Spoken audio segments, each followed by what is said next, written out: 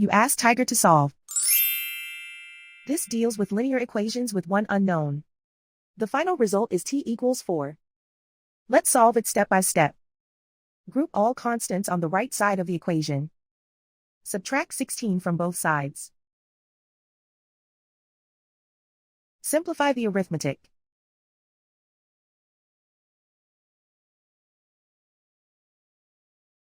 Isolate the t. Divide both sides by -6. Cancel out the negatives. Simplify the fraction. Cancel out the negatives. Find the greatest common factor of the numerator and denominator.